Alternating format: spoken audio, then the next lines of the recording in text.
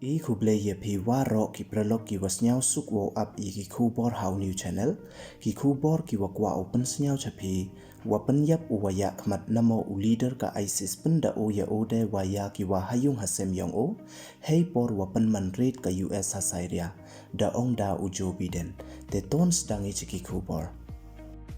u al kuresi da penyap u penda o ya ode dai watem pedung bom hasairia u yi u abu al kuresi u abu al-Qurasi to uwaya khmat namo u leader ka ISIS wei hachwa u join ISIS u hausnem hajar khatso dakre u Saddam Hussein army wei to u religious scholar ya ka al-Qaeda ha Iraq u president ka United States of America u Joe Biden hakatu kasngi Thursday da ong u wa uwi neki he namo uwaya khmat ka ISIS u wa da tip kam u Abu Ibrahim al-Hashimi al-Qurashi da chim ye jing im yong u hey por wale ya ka sudden attack namo red namo hadin wa ki chipai ka US da lali tho la yale sendet ki wa o hasairia u Joe Biden da tweet u dai wa ong wa nin image kam wa kadaw o ki chipai ka US ha northwest Syria da le sakhiet ki yai kam wakro we da yo ki le ye jingjob hei wo yada ya ki nong America kam jo le ya kiwi we da panman ki ya ka parthai ka wachngan wo chong wo sa ki bro waro da ong u Joe Biden ha ka statement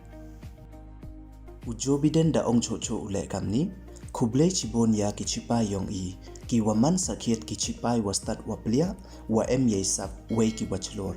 da pankut sindon iya ka madan thma u Abu Ibrahim al-Hashimi al-Qurashi u waman uwaya khmat namo u leader ka ISIS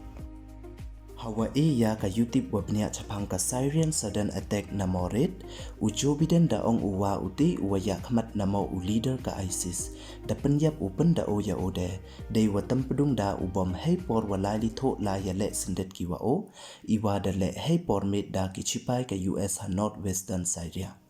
ubom watam pedung u al-Qurashi da penyap u ya o weile da penyap lang u wat ya ki wa hayung hasem yong o wa kentop lang ya ki kenthai wa ki khana u Joe Biden ha ka statement yong o da ong u wa mem u wi betle u chipai wa manso ha ite i le wei waro kinong America de liwan suk liwan san kina ka te ka operation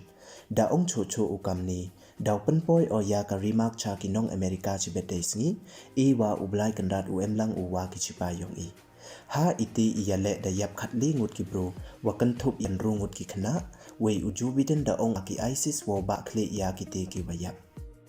de du kini don hi ki kubor ki wakwa open snyau chapi yigi kubor de po chwa kut e kuble ye pi waro snyau bha ye subscribe on new channel khanang wa yok tin cho pi yo yigi kubor wa thame he kitin panar kuble chipon